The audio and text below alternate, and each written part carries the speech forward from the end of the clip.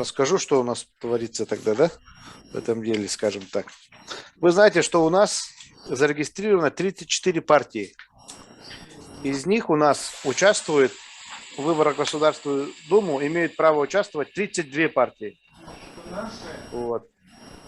Основные, головная часть партий состоит, как правило, из одного или до 15 человек. Один человек – это у нас Яблоко, до 15 человек – это КПРФ, ЛДПР и коммунисты России. Вот.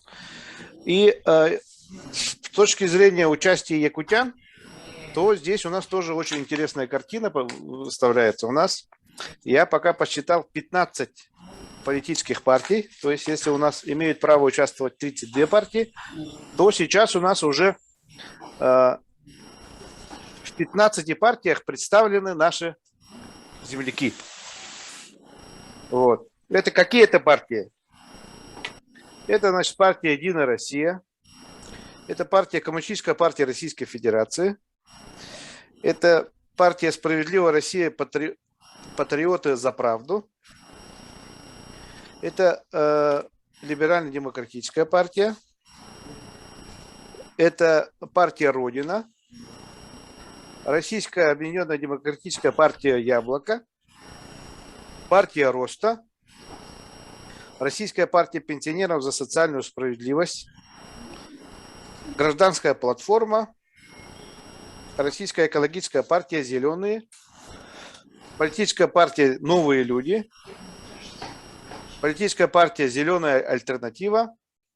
Коммунистическая партия «Коммунисты России». Политическая партия «Российская партия свободы и справедливости». И политическая партия «Российский общенациональный союз». Вот. В этих партиях у нас представлены наши земляки. Очень такое большое будет конкурентная борьба. Очень интересно будет у нас смотреть, в каком порядке расположатся партии, особенно вот вторые, третьи, четвертые места. Пройдет ли в парламент пятая партия? Вот. Кто станет победителем своей ниши, например, какая левая партия, какая правая партия, какая из зеленых партий. И множество, конечно, у нас по регионам будет региональных и окружных дуэлей. Очень будет это интересно за этим наблюдать. Вот. Ну и наша основная задача, чтобы выборы были легитимными, открытыми и честными. Да, политическая конкурентность на современных выборах в России. Это доклад Максима Сергеевича. Вот мы здесь, основные тезисы какие идут. Увеличивается конкурентность выборов на муниципальном уровне в 2020-2021 годах. Увеличивается конкурентность на выборах губернаторов в 2019 и 2020 годах. И увеличивается конкурентность на выборах в законодательные собрания в 2020 и 2021 годах. Вот, мы смотрим. Вот, политическая конкурентность на современных выборах. Количество выдвинутых на выборах глав муниципальных образований за первые 5 месяцев 2020 и 2021 года. Но это абсолютные цифры. Здесь, конечно, надо иметь в виду, что в 2020 году выборов было меньше чуть. Но если смотреть вот количество зарегистрированных, вот мы видим, да, 20 и 21 год, 5 месяцев, 20 и 21 год, это количество зарегистрированных. А если смотреть среднее число, то тут тоже идет увеличение. Если 4,5 было, то сейчас уже 4,9. Это уже цифры не абсолютные, а цифры, которые показывают среднее количество, число выдвинутых. То есть мы видим, что конкурентность увеличивается и количество участников увеличивается. Дальше смотрим, вот среднее количество зарегистрированных на выборах глав муниципальных образований. Это 3,8 было, сейчас 4. Поэтому мы знаем, что мало того, что выдвинуться, главная задача это вот в соответствии с законом зарегистрироваться. Вот. Количество зарегистрированных тоже у нас повышается. Вот. В 2019 году выборы высших должностных лиц по регионам. Выдвинуто было в 2019 году 163. И прошлые выборы, здесь уже, вы знаете, что года разные у каждого региона. Вот, но мы видим, что если сравнивать с прошлыми позициями, то здесь было гораздо меньше выдвинуто. И зарегистрировано. Смотрим по регистрации. По регистрации тоже видим, что количество зарегистрированных стало больше. Вот. Ну и были, знаете, интересные выборы губернаторов, где была очень большая конкуренция. Здесь мы смотрим конкурентность выборов в 2019 году. Вот. Предыдущие выборы 4,5. Выборы высших должностных лиц в 22 регионах в 2018 году и выборы в 16 регионах в 2019 году. Здесь тоже видим, что зарегистрировано в среднем людей становится больше, то есть увеличивается конкурентность. Выборы губернаторов, конкурентность на выборах губернаторов в 2020 году. Количество выдвинутых лиц в 18 регионах в 2020 году 147. Прошлые выборы, это по разным годам, в этих же регионах, в 18 регионах 122 человека. Это в абсолютных цифрах. Вот. Количество зарегистрированных высших должностных лиц тоже 84 было, стало 91. В 2020 году стало больше. Вот. Теперь смотрим выборы в законодательные органы власти в 2020 году. Среднее количество выдвинувшихся партий, если в 2019 году в 13 регионах было в 10,8 в среднем, то в 2020 году 11,7 стало партий. Количество зарегистрированных партийных списков. Мы видим, что количество зарегистрированных списков в 2020 году по 11 регионам стало больше зарегистрированных, и отказов в 2020 году стало меньше. Вот.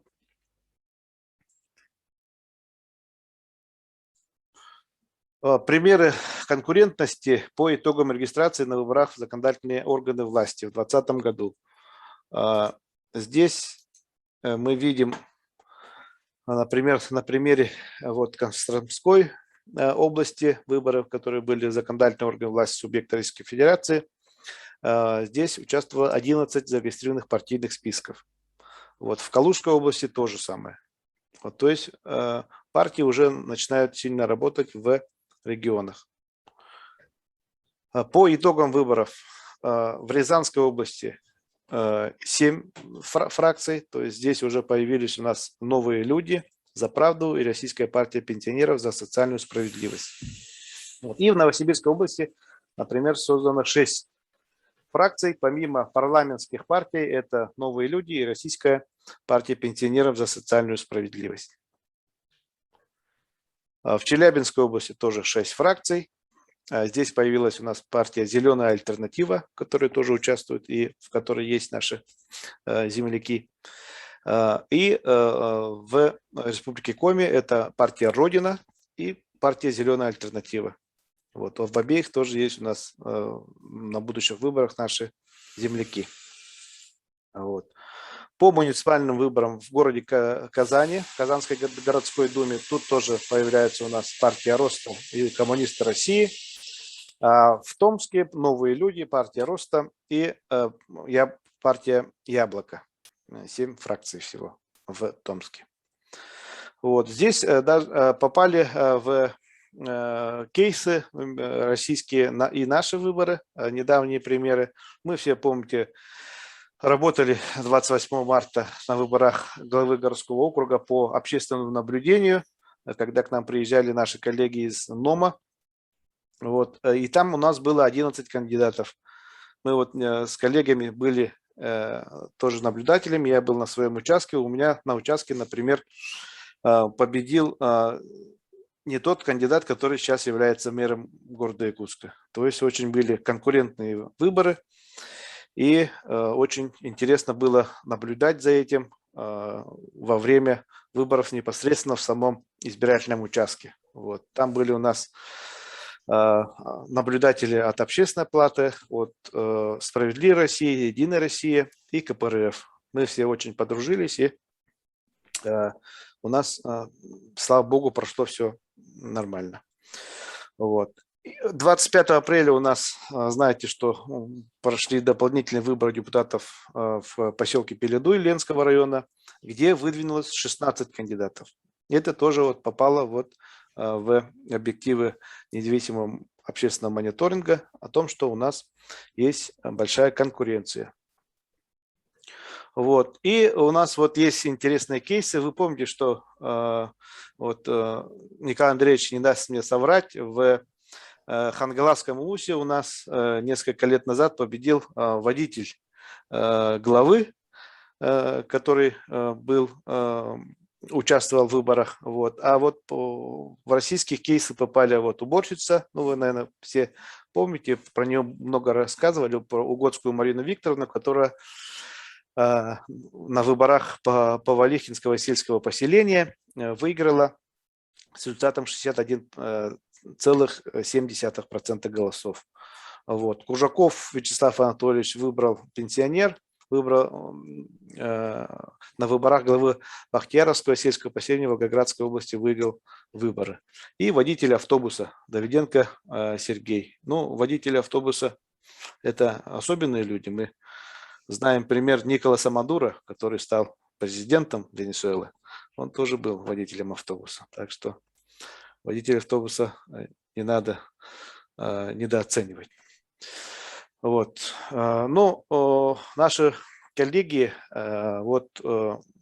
разделяют 4 так называемые партийные лиги. Высшие партийные лиги относятся партии, парламентские партии. Это Единая Россия, ЛДПР, КПРФ и Справедливая Россия. Здесь, конечно, будет очень интересно нам наблюдать за тем, кто будет у нас на 2-м месте, 3-м и 4-м местах. Вот. И здесь, конечно, очень идет большая борьба будет. Вот. Мы знаем, что наши земляки очень хорошо сейчас выступают на этом поприще, поэтому мы будем за этим делом наблюдать. Вот. Есть первая лига.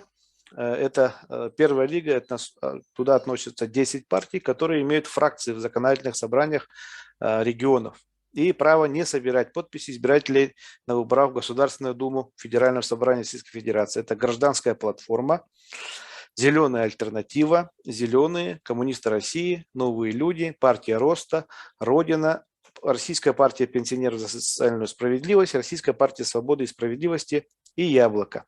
Вот. Кто-то из первой лиги, возможно, попадет в Государственную Думу. Вот. И в второй лиге входят те партии, которые показали результаты на выборах в отдельных регионах и освобождены от сбора подписей на региональном уровне.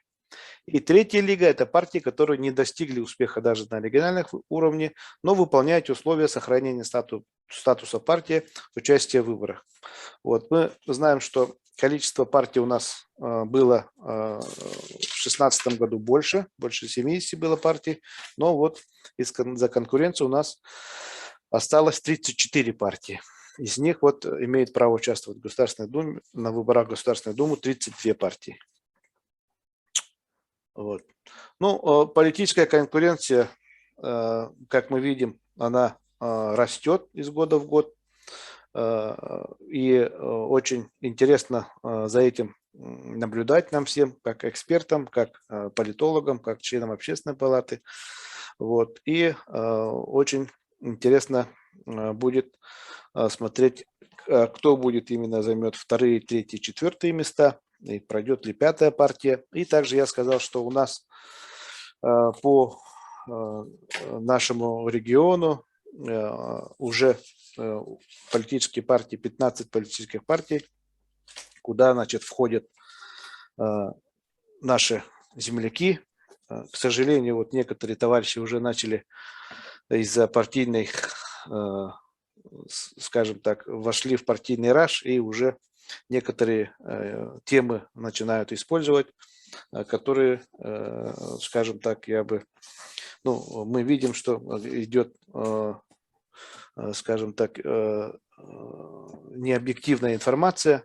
Вот. Здесь мы тоже, как Общественная палата, должны бороться с фейками, с теми, которые во время смотреть за тем, чтобы во время избирательной кампании не допускались высказывания, которые умаляют достоинство людей, делят людей по религиозным, национальным или другим признакам. Здесь мы, конечно, должны работать и работать по этим вопросам мы, конечно, будем.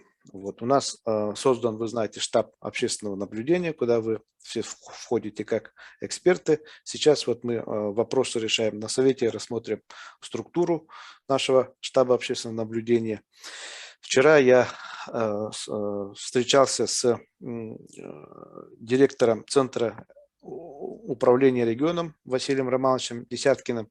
Он готов нам предоставить все свои мощности, которые у него есть, это цифровые мощности, благодаря которым можно узнать, чем дышит и живет часть региона, которая работает в интернете. Вот. Я попросил его сделать презентацию для членов Общественной палаты.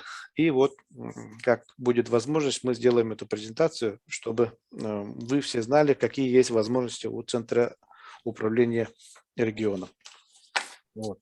И хотелось бы сейчас еще мне поставить еще, пользуясь случаем, вторую презентацию. Так, вторая презентация, она именно касается нашей работы по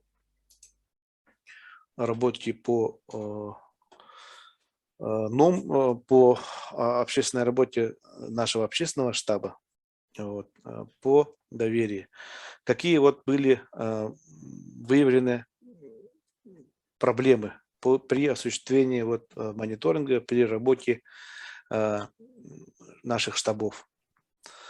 Вот, отсутствие четкого понимания конкретных действий при возникновении проблем, то есть не было еще пока у наших наблюдателей конкретного алгоритма действия. Ограниченные возможности для осуществления необходимых действий со стороны наблюдателей, отсутствие системы оперативной коммуникации ситуационного центра и наблюдателей на участке, запоздалый сбор информации. Вот. Но мы здесь будем делать ситуационный центр, где у нас будет поступать вся информация со всех наших наблюдателей. Наши все наблюдатели должны знать, что у них за спиной есть большой штаб, ситуационный центр, который поможет и подскажет в случае необходимости, как действовать. Нежелание, опасение освещать информацию проблемного характера, заполнение информационного поля односложными сообщениями. Все хорошо, проблем нет. Ну, мы помним, что такое тоже было, что все хорошо, проблем нет. Вот. Это мы с таким, мы обучение проводили, 1800 человек уже знают, как действовать. Уже мы игры проводили, вы все выезжали по районам. Вот. Но мы же будем сейчас еще набирать новых людей. Мы открыты для всех. Поэтому здесь вот в конце августа мы должны провести еще 1 или 2 обучения. Вот. Слабая проработка системы экстренного вовлечения электоральных экспертов для формирования повестки по проблемным случаям. Вот, по проблемным, здесь у нас этого не касалось, потому что у нас сами эксперты, и Алена Владимировна, и они показали, как нам уже работать в этих случаях. Вот. И здесь нам повезло, на мой взгляд, то, что у нас были выборы главы города Якутска, где мы увидели, как уже на примере нам показали, как нам надо работать. Вот, многодневное голосование, вы знаете, что у нас будет в течение 3 дней. Здесь уже республика наша стоит как республика, которая имеет хороший опыт проведения многодневного голосования. Вот, мы помним, что на сейф-пакетах можно подписываться, прямо на стыке подписываться. Сейф-пакеты, они хранятся в сейфе под видеонаблюдением, и сейф, он уже отвечает за хранение сейфа правоохранительные органы. Вот. Вот. И эксперты, мы вот экспертное сообщество наше должны увеличивать. Есть у нас вот экспертный пул, которым вы являетесь, да, коллеги. И тут же мы должны вот увеличивать экспертов. Мы уже, я должен встретиться с нашим историческим факультетом, с политологами, с ассоциацией молодых юристов о том, чтобы у нас были и эксперты в социальных сетях и интернет-ресурсах. Для них мы подготовим тоже обучение, где я прошу вас тоже к этому подключиться, чтобы рассказали о своем опыте, который вы можете показать для наших молодых, скажем так, экспертов. Вот. Ну, мы должны, деятельность наша будет направлена на борьбу с фейками. Вы помните, что очень много было фейков на выборах на выборах мэра города Якутска. Вот. И должны оперативно реагировать на актуальную повестку, выявлять угрозы и риски, привлекать внимание населения к высокой вовлеченности институтов гражданского общества в процесс контроля за соблюдением прав граждан. Вот алгоритм, как он должен быть? Сообщение от наблюдателя, если приходит, или из открытых источников. Здесь нам Центр управления регионом должен помочь в именно мониторинге интернет-пространства. Вот. Если мы находим, значит, какое-то нарушение, сразу выезжает мобильная группа нашего штаба. Вот. Значит, готовим готовим заключение, проверку делаем, готовим заключение, и по заключению эксперты должны выступить в средствах массовой информации и направить информацию в федеральный штаб. Если, значит, есть нарушение, то мы должны это нарушение выявить и написать об этом. И смотря вот какое нарушение, у нас юристы это все покажут. Вот. Все должны мы это показать и в средствах массовой информации. Также, если есть нарушение, то направить и в ЦИК, ВИК или ТИК. Вот, смотря какое нарушение. Вот. Ну и вот экспертные комментарии. Здесь, например, мы вот в Айхале у нас прошли выборы, буквально прошлое воскресенье, там прошло все спокойно. Я вот весь день был на связи с нашими наблюдателями, которые были в Айхале. Вот, и тоже после отдал экспертный комментарий, почему у нас выборы прошли хорошо и не было никаких нарушений. Вот. Общественные штабы должны, вот, мы работать вместе с экспертами, с наблюдателями и мобильными группами. Но мы пока планируем мобильные группы, вы знаете, сделать по большим городам, Нерюнгри, Мирный, Алдан. Вот. Еще будем по этому вопросу думать. Вот. То есть информирование о ходе голосования, ситуативное реагирование на проблемы и контроль этапов процесса голосования. Будет у нас также вот горячая линия и федеральная горячая линия, и у нас будет своя тоже горячая линия для всех вопросов.